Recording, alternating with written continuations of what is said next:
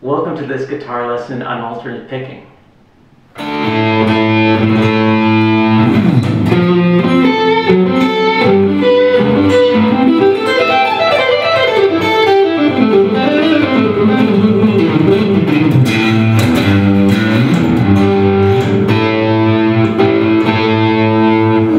Hi, I'm Damon Ferrante. Welcome to the Guitar Scales Handbook video lessons. This is a series of free video lessons that correspond with the materials presented in the book.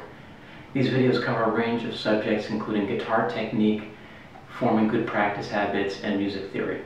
In this second video, we're going to look at three things. The first thing will be the guitar pick and the wrist. The second thing will be upstrokes versus downstrokes. And in the third part of the lesson, we're going to look at 4 practice exercises that are great warm-ups to coordinate the hands.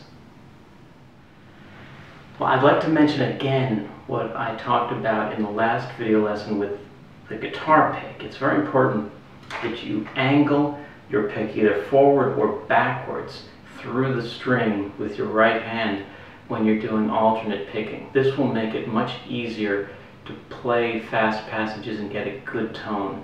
If you play with just the flat part of the pick, you're going to need to exert a lot of energy as you move through the string. The next thing I'd like to mention is keeping relaxed in general, but also especially with your right arm when you're doing alternate picking. Many players tend to seize up and tense up their arms when they're playing a fast piece of music or when they get to a difficult section of a song. So when you're practicing, just work into those sections that you'll relax, that you'll take a deep breath or breathe regularly, and just in general try to keep from tensing up your arm, because if you tense your arm up, it's going to be much more difficult to keep a good rhythm, tone, and also execute the passage. Another often overlooked area of guitar technique is the relationship between upstrokes and downstrokes for alternate picking. A lot of times when students are having a difficult time playing a passage in a song, I'll just have them change the initial picking pattern from a downstroke to an upstroke, and that will facilitate the whole passage and make it much easier for them to play. So you might want to try this in your own playing, whether you're practicing the scales in the book or playing through some riffs or licks in songs. Okay, here are 4 exercises that work as good warm-ups for guitar playing or just good beginning exercises as you learn your scales in the book. And I chose the exercises because the 3 out of the 4 of them are the scale patterns that we're going to learn in the book. So the first one is a chromatic passage. It's just using fingers 1, 2, and 3, and it will be on one string. It's kind of arbitrary which string you choose and which fret you choose, but you want to start in some place lower on the neck and then move higher up on the neck, maybe after 4 repetitions of the exercise. So here's the first one. I'm going to start on B flat on the 3rd string. I'll go up 1 fret higher, and then 1 fret higher, and then 1 fret higher. And you can do that continuously so it sounds like something like this. You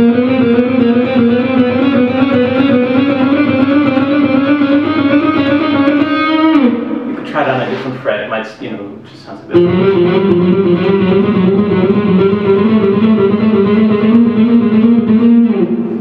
You can use your metronome during that as well. The next exercise is going to be very similar, but you'll use fingers 1, 2, and 4, and it will sound like this. I'm starting on F on the D string, but you could start anywhere else. And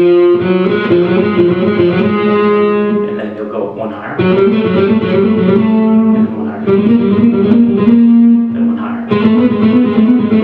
You might want to note that I'm playing with the tip of my 4th finger. That's very important. Try to correct that finger if it goes on a wayward path.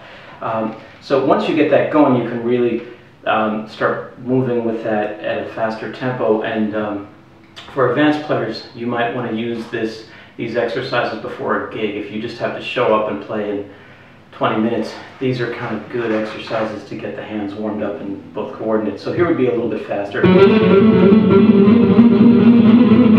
like this. That's very good. Play it so you get the hands warmed up. Something like that. Okay, the next section is with finger 1, 3, and 4. And again, this is a kind of scale pattern that's used in the book. So I'm going to start it on the F. And one higher.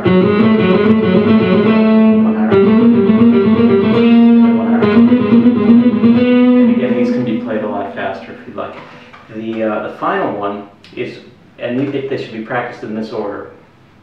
The final one is going to use fingers 1, 2, and 4, but you'll stretch for, between a fret with each finger. So if I start on the F here with the first finger, then the second finger on the G, and then the fourth finger on the A. So, and it will be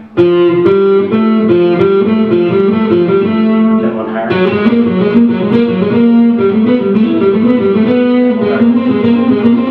That kind of idea. Thanks for watching this video. I hope you enjoyed it. If you're interested in hearing more examples of these techniques, you might want to listen to music by Eric Johnson, Steve Morse, and Paul Gilbert. Also, feel free to subscribe to this channel. You'll receive notices about free guitar ebooks and lesson videos. And send us a comment or question and share this video with your friends. Every few weeks, we're going to compile the best questions from our subscribers and address them in a lesson video.